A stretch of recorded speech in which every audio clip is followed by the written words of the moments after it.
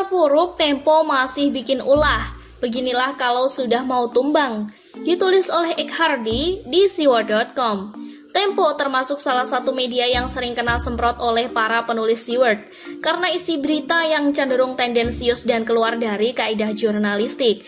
Tendensius itu boleh kalau portal opini, sedangkan Tempo adalah salah satu media mainstream yang tentunya harus netral dan berimbang dalam menyajikan berita kepada masyarakat. Beberapa hari belakangan ini terjadi sedikit ribut-ribut antara Denny Siregar dan Tempo. Dan di salah satu cuitan Twitternya, dia nge-retweet kembali informasi yang menyebut bahwa saham Tempo anjlok parah. Beberapa kali dia terlihat nyindir Tempo seolah sangat puas. Tidak tahu persis apakah Tempo melenceng lantas menyebabkan Tempo terluka parah, atau karena terluka parah makanya membuat berita sensasional dan tendensius agar menarik pembaca untuk membaca. Yang jelas, beberapa kali Up Tempo mendapat bintang yang sangat rendah karena beberapa artikel yang ditayangkan. Tempo ini memang suka bermain dengan api. Buktinya, sudah beberapa kali media ini membuat sensasi. Bukannya kapok, malah mengulangi kembali perbuatannya. Pantas saja, media ini salah satu yang paling banyak dikecam oleh publik. Yang terbaru adalah artikel di koran Tempo. Saya mencoba mengkritik, tapi tidak bisa karena harus bayar biaya berlangganan. Ya sudah, saya skip aja, toh tidak penting juga. Tapi covernya jelas terlihat. Ada cuplikan teks yang tertulis di sana.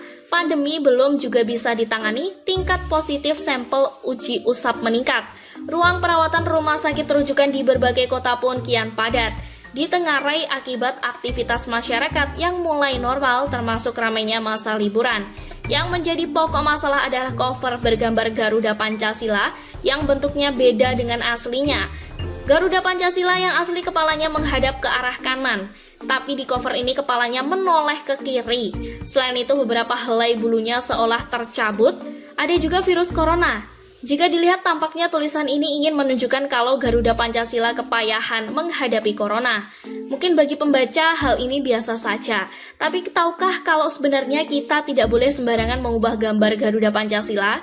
Ada pasal dalam UU tentang lambang negara yang berisi larangan antara lain mencoret, menulisi, menggambari, atau membuat rusak lambang negara dengan maksud menodai, menghina, atau merendahkan kehormatan lambang negara.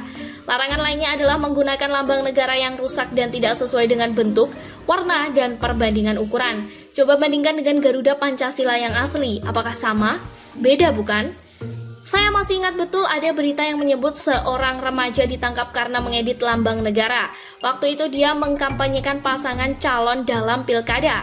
Tulisan Bhinneka Tunggal Ika diganti dengan tulisan lain. Di bagian sayap juga ditulisi dengan tulisan yang saya sudah lupa apa itu. Ini termasuk contoh editan ekstrim yang membuat remaja ini diamankan karena sudah termasuk melecehkan lambang negara. Saya tidak tahu apakah larangan itu masih berlaku sampai sekarang ataukah tidak.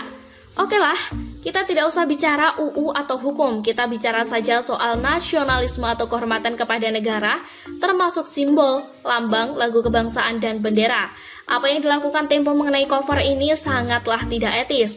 Sebagai media mainstream, tidak sepatutnya Tempo mengubah bentuknya sesuka hati. Lambang negara saja tidak dihargai begini. Lihat negara lain yang begitu menghormati negaranya. Lihat Thailand, bendera dihormati, raja dihormati, ada pemutaran lagu kebangsaan rakyat diam dan mendengarkan dengan hikmat. Sedangkan di negara ini banyak orang stres yang tidak punya jiwa nasionalisme. Menghormati atribut negara saja tidak bisa, apalagi sekelas media besar yang sudah lama eksis di negara ini. Tidak tahu apakah Tempo tidak paham soal ini atau sengaja melakukan ini karena sakit hati atau memang mau cari sensasi karena perusahaan sedang mengalami sesak nafas. Tapi ini benar-benar memalukan. Rasanya ini adalah bukti kalau Tempo memang tidak pernah mau berubah. Selalu mencari sensasi dan mengundang reaksi publik. Kalau Tempo masih terus seperti ini, jangan berharap bisa bangkit lagi. Sekarang saja sudah kepayahan, masih berlagak kuat dan punya pengaruh. Sorry ya, masa jaya sudah lewat, sekarang megap-megap. Udah terpuruk, masih belum mau ngaca. Ya sudah, Tempo mau jual, kita borong sampai tak tersisa. Tempo ingin main api? Silahkan.